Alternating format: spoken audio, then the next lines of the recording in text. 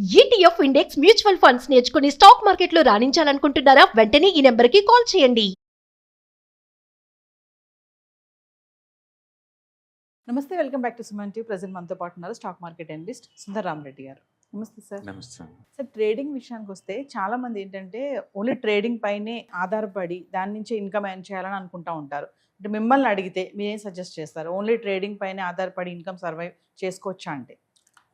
At least అంటే beginning స్టేజ్లో you should not depending upon the trading full time income కింద depend అవ్వకూడదండి.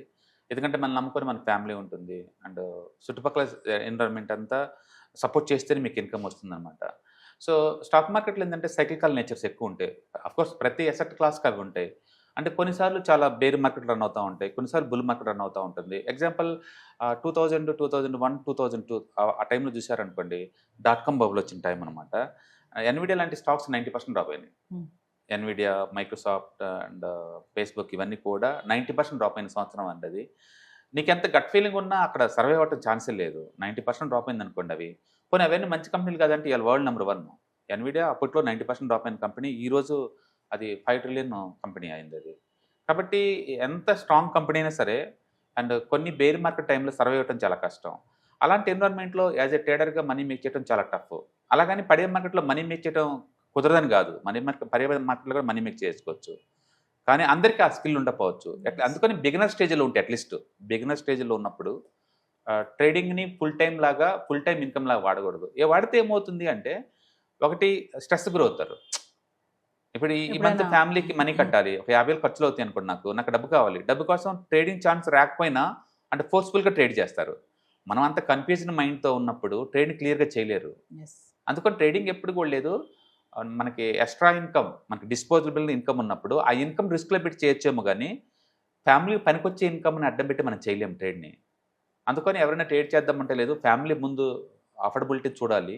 అంటే ఫ్యామిలీకి మన సపోర్ట్ అవసరం లేదు అనుకున్న అప్పుడు చేసుకోవచ్చు అనమాట. అందుకని అంటే ట్రేడింగ్ కొంచెం ఎక్కువ డబ్బులు ఉన్నప్పుడు మనకు అది ఈజీ ఉంటుంది. అంటే సప్లిమెంటరీ ఇన్కమ్ ఉన్నప్పుడు బాగుంటుంది. మీకు 2-3 రకాల ఇన్కమ్ స్ట్రీమ్స్ ఉన్నాయి అనుకోండి, నా ఇన్కమ్తో ఫ్యామిలీ సంబంధం లేదనుకోండి, అప్పుడు చాలా ఫ్రీగా చేయగలుగుతారు. అంటే ఫ్రీగా చేయగలుగుతలేదు, ఛాన్స్ వచ్చేందుకు వెయిట్ చేయగలుగుతారు. అంటే మార్కెట్లో రోజు ఫోర్స్ఫుల్గా చేయలేరండి. కొన్నిసార్లు మార్కెట్ సైడ్వేలో ఉంటుంది. అంటే అది హాఫ్ అన్ అవర్ క్యాండిల్ దాటి బయటికి రాదు, కింద పోదు, నో ఛాన్స్, నీకు ఛాన్సే లేదు అది. కొన్నిసార్లు ట్రెండింగ్ మార్కెట్స్ ఉంటాయి, అప్పుడు నీకు బాగా ఛాన్స్ వస్తుందన్నమాట. అందుకని మార్కెట్ ఎన్విరాన్మెంట్ మనం కంట్రోల్ చేయలేము. మనం చేసేదల్లా రిస్క్ కంట్రోల్ చేయగలుగుతాం అంతే. రిస్క్ రాకుండా తగ్గించుకోవచ్చు, అది చూస్తాను అంతే. బట్ మార్కెట్ ఎన్విరాన్మెంట్ నువ్వేం చేయలేవు. అందుకని నేను చెప్పినట్టు 2000, 2001లో మార్కెట్, ఆ బేర్ మార్కెట్ తోటి అంటే స్టాక్ మార్కెట్ అంటే భయపడే వాళ్ళు చాలామంది ఉన్నారు. అదే టైంలో 2004, 5, 6 ఆ 3 సంవత్సరాల్లో టూ మచ్ బుల్ మార్కెట్. ఎంత అంటే మీరు యాక్సిడెంటల్గా మార్కెట్లో ఉన్నా సరే ఆ 3 సంవత్సరాలు మీకు ఎవ్రీ ఇయర్ యావరేజ్ మీద 50% వచ్చి ఉంటుంది అమౌంట్. అంత బుల్ మార్కెట్ రన్ అయింది. ఆ టైంలో ఉన్నప్పుడు ఏంటంటే చాలా ఈజీగా మనీ వచ్చిద్దేమో అనుకుంటారు. బట్ అగైన్ మళ్ళీ 2008లో మార్కెట్ కొలాప్స్ అయిపోయింది మళ్ళీ.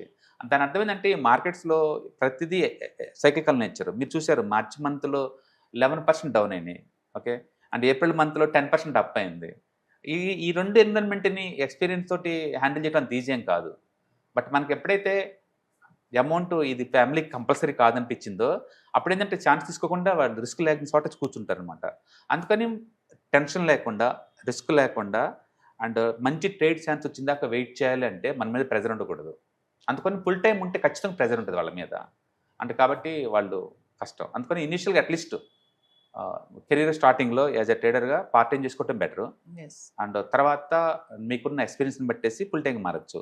ప్రపంచంలో చాలామంది ఫుల్ టైంగా మారి సంపాదించుకున్న వాళ్ళు ఉన్నారు. దాని అర్థం రోజుకో ట్రేడ్ అని కాదు, ఛాన్స్ వచ్చినప్పుడే అటాక్ అనమాట. అంటే ప్రదీప్ బాండి అని చెప్పేసి చాలా పాపులర్ అనమాట. ఆయన మొమెంటమ్ బారెస్ట్ అండ్ ఎపిసోడిక్ పివోట్స్ బాగా డెవలప్ చేశారనమాట ఆయన. అతను చెప్తారు, ఇయర్ మొత్తం మీద కూడా నీకు మంచి అంటే మీ జీవితం చేంజ్ అయ్యే ట్రేడ్స్ నీకు 2-3 దొరుకుతాయి అంటాడు. రోజు దొరకవు, వాటిని సింగిల్స్ అంటాడు. సింగిల్స్ అంటే లేదు, చిన్న చిన్న అమౌంట్ అంటే 2%, 3% వచ్చే ట్రేడ్స్ నీకు ఎక్కువ దొరుకుతాయి. 2%, 3% వచ్చే ఇన్కమ్ వచ్చే ట్రేడ్స్. బట్ 30, 40 ఆ వచ్చే ట్రేడ్స్ సంవత్సరం మొత్తం మీద 2 లేదా 3 సార్లు జరుగుతాయి మీకు. బట్ ఆ వచ్చేంతకు వెయిట్ చేయాలి కదా, వచ్చేంతకు వెయిట్ చేయాలి. దానికి క్యాటలిస్ట్ అంటారు. మన స్టాక్స్ ఎవ్రీడే మూవ్ అవుతాయి అనుకుంటాం కదా, ఎవ్రీడే మూవ్ అవ్వండి. ఎవ్రీడే జనరల్గా మూవ్ అవుతూ ఉంటాయి 2%, 3%. బట్ క్యాటలిస్ట్ అంటే ఏంటంటే దానికి ఏదో ఒకటి జరగబోతుంది అనమాట. అంటే కొత్త ఇన్కమ్ స్ట్రీమ్ రాబోతుంది, లేకపోతే రెగ్యులేటరీ చేంజెస్ వల్ల నీకు ఇన్కమ్ పెరగబోతుంది, లేకపోతే నీకు ఇంపోర్ట్ ఎక్స్పోర్ట్ లైసెన్స్ ఏదో వచ్చినాయి, లేదా కంపెనీ ఏదో ఎక్స్పాండ్ చేయబోతున్నారు, లేదా మంచి ఎఫిషియన్సీ పర్సన్ సీఈఓగా వచ్చారు. ఓకే, ఇలాంటి ఏదన్నా ఒక సంఘటన జరిగినప్పుడు మాత్రం స్టాక్స్ బలంగా మూవ్ అవుతాయి. అంటే ఇట్ లుక్ లైక్ ఎంప్లాయీ అయింది అనుకోండి, లైఫ్ స్టైల్ డిఫరెంట్ అయింది కదా ఆ రోజు నుంచి. మిగతా రోజుల్లో మామూలే, బట్ ఆ ఒక్కసారి మాత్రం లైఫ్ అంతా టర్న్ అయింది కదా.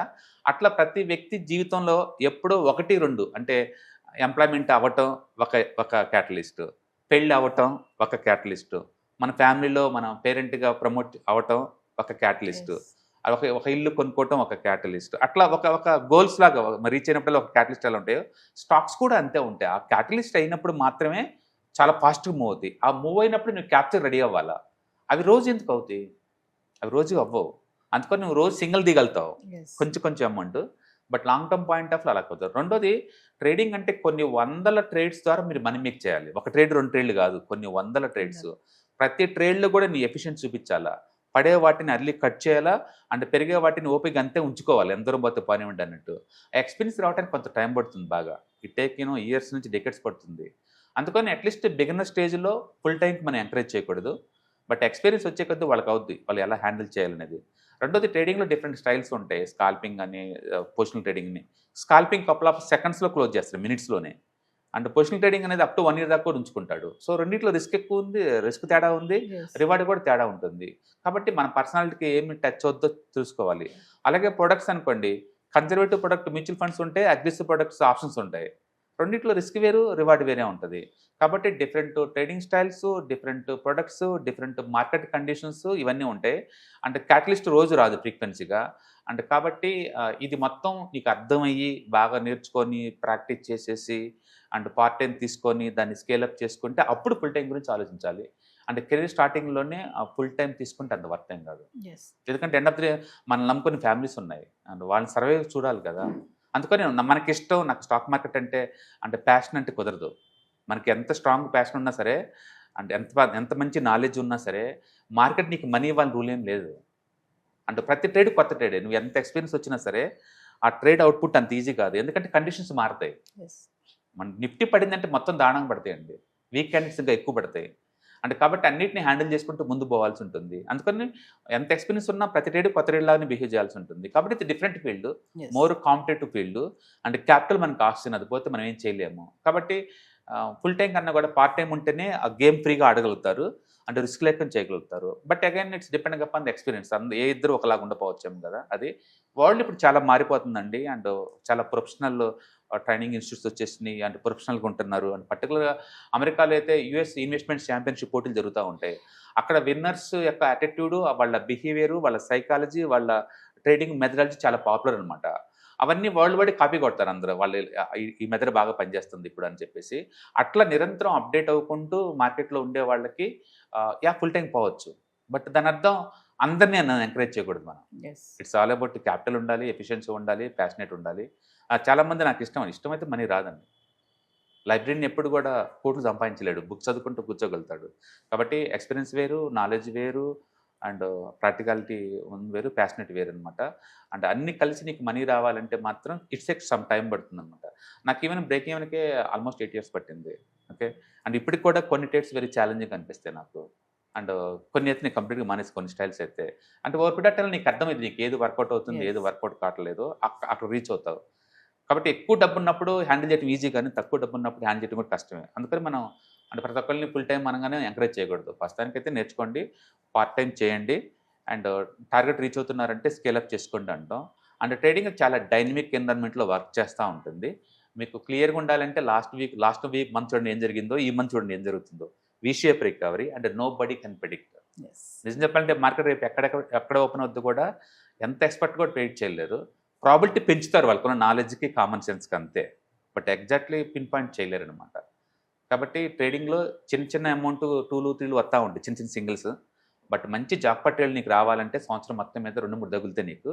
ఆ టైంలో మన ఎఫిషియన్సీ వాడి ఎవ్రీ ఇయర్ కనుక 1-2 తీస్తుంటే వాటితో నీకు అమౌంట్ వస్తుంది అనమాట. సో ఇక డిసిప్లైన్, నాలెడ్జ్, అప్డేషన్ ఇవన్నీ ఉంటే లాంగ్ టర్మ్లో నీకు వర్కౌట్ అవ్వచ్చు. ఓకే, ఏదైనా సరే ఆ డెడికేషన్, ఆ ప్యాషనేట్ ఉంటే ఏదైనా రావచ్చు. అందుకని బూస్లీ అంటాడు, కరాటే పోటీలకు మీరు అండగా వెళ్తున్నారు కదా, మీరు కొత్త చూసి భయపడతారంటే నేను భయపడేది ఒకే ఒకరికి వ్యక్తిని అంటాడు.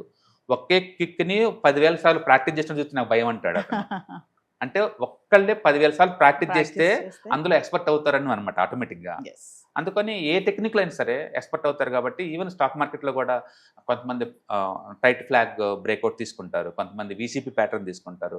కొంతమంది ఎపిసోడిక్ పివోట్ తీసుకుంటారు. కొంతమంది మూవ్‌మెంటమ్ బరస్ట్ తీసుకుంటారు. కొంతమంది రివర్స్ ట్రైల్ తీసుకుంటారు. ఒక్కొక్కరికి ఒక్కొక్క స్టైల్ ఉంటుంది. ఒక్కొక్క యూనిక్‌నెస్ ఉంటుంది. అంటే ప్రతి దాంట్లో మనీ ఉంటుంది. బట్ రైట్ కండిషన్స్‌లో రైట్ స్ట్రాటజీలు వర్కౌట్ అవుతాయి ఆ టైంలో. ఆ కండిషన్‌లో మాక్సిమం సంపాదించుకోవాలా. ఒక్కోసారి మా ప్రొఫెషనల్ 2, 3 ఇయర్స్ వరకు జీరో ఇన్‌కమ్ ఉంటది. నీకు ఎంత పేరు ప్రత్యేకతలు ఉన్నా, ఎంత నాలెడ్జ్ ఉన్నా నీ డబ్బు రాకపోవచ్చు.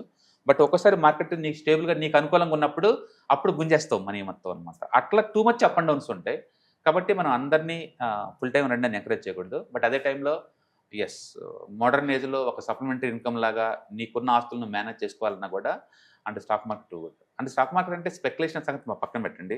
ఉన్న అసెట్స్ మేనేజ్ చేసుకోవటం, కొత్త అసెట్స్ క్రియేట్ చేయటం, ఉన్నటిని మేనేజ్ చేసుకోవటం ఇవన్నీ మనకు అర్థమవుతా ఉంటాయి. అండ్ మనం మోర్ డిజిటల్‌గా వెళ్తున్నాం. ఒకప్పుడు కష్టపడటం అంటే మీనింగ్ ఏంటంటే 7 to రాలేలాగా పట్టడం, మార్నింగ్ ఆఫీస్‌కి వెళ్ళి ఈవినింగ్ దాకా వర్క్ చేయటాలు ఇవన్నీ ఉంటాయి. బట్ అదే పని ఇంట్లో కూర్చొని నాకు రూ. 1,00,00,000 పోర్ట్‌ఫోలియో ఉంటే నెలకు 2% అది మూవ్ అవుతుంది అనుకోండి. నాకు 2,00,000 వస్తుంటే కష్టం అనే దాన్ని ఎలా డిఫైన్ చేస్తారు? ఇలా కూడా డిఫైన్ చేసుకోవచ్చు కదా! అందుకని డెఫినిషన్ మారిపోతుంది రాను రాను. అండ్ మనం కొత్త డిజిటల్‌కి వచ్చే ముందు ఏంటంటే డిజిటల్ సంపాదించుకోవడం ఎక్కువ అవ్వాలి. అండ్ స్టాక్ మార్కెట్ వల్ల ఏంటంటే ప్రతి ఒక్కళ్ళు కూడా డిజిటల్‌గా సంపాదించుకునే ఛాన్స్ ఉందన్నమాట. బట్ అగైన్ నేను చెప్పాను కదా! నాలెడ్జ్, ఎక్స్‌పీరియన్స్ ఇటు బట్టి మనం ఇదవుతుందన్నమాట. ఎస్. డెఫినిట్‌గా ఇట్స్ వర్త్ ప్రొఫెషన్ మిగతా వాటితో ఏటితో కంపేర్ చేసినా. అండ్ అన్నిటిలాగానే దీంట్లో కూడా too much up and downs ఉంటే సక్సెస్ పర్సెంటేజ్ తక్కువ ఉంటుంది. అంటే ట్రేడింగ్‌లో బేసికల్‌గా 95% లూజర్స్ ఉంటారు. 5% సక్సెస్ పర్సెంటేజ్ ఉంటుంది. బట్ ఇన్వెస్ట్‌మెంట్ అలా కాదు. 90% సక్సెస్ పర్సెంటేజ్ ఉంటుంది ఇన్వెస్ట్‌మెంట్‌లో. కాబట్టి మీకు ఇన్వెస్ట్‌మెంట్ దొరికిద్ది, ట్రేడింగ్ దొరికిద్ది కాబట్టి మీరు ఆ ప్రొఫెషన్‌లోకి మీరు పార్ట్ టైమ్‌గా ఎంటర్ అవ్వచ్చు తప్ప. Yes. Thank you sir. Right.